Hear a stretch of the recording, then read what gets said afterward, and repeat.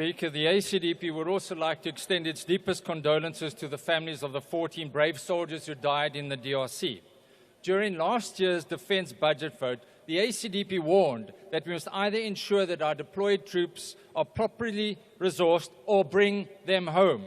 Now, what does properly equipped means? It means air combat support, Roy Falk helicopters, proper medical facilities, logistical capabilities, radar defense systems, artillery, drones and heavy mortars.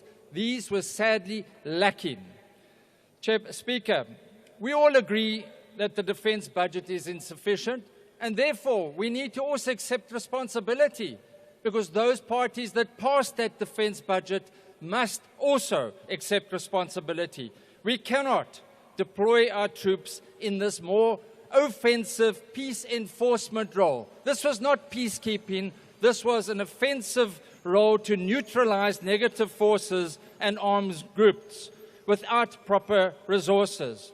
Senior ranking officers warned against this deployment, citing significant operational risks.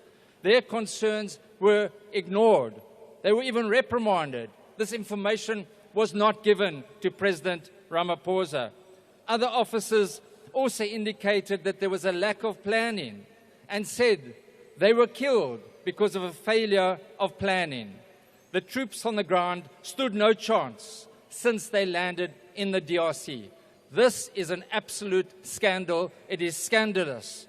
There was insufficient pre-deployment planning and training to meet this ideologically and technologically more advanced Rwandan-backed M23. Where was the military intelligence? And whilst acknowledging that our troops fought like lions, particularly our special forces, and that the M23 sustained heavy losses, it's becoming clear, abundantly clear, that this was indeed a mission impossible. Our Commander-in-Chief, President Ramaphosa, should hang his head in shame. The Minister of Defense should hang her head in shame. And we, who did not appropriate sufficient budgets for the Defense Force, should also hang our heads in shame. We don't need another debate on this issue. We possibly need a judicial inquiry, but at the very least, we need a full parliamentary oversight inquiry into this humiliating defeat, which has not only cost the lives of our troops, but has severely damaged our reputation and that of the SANDF. The mothers and families of the deceased soldiers demand and deserve nothing less. Lastly, we welcome the immediate and unconditional ceasefire calls within 5 days.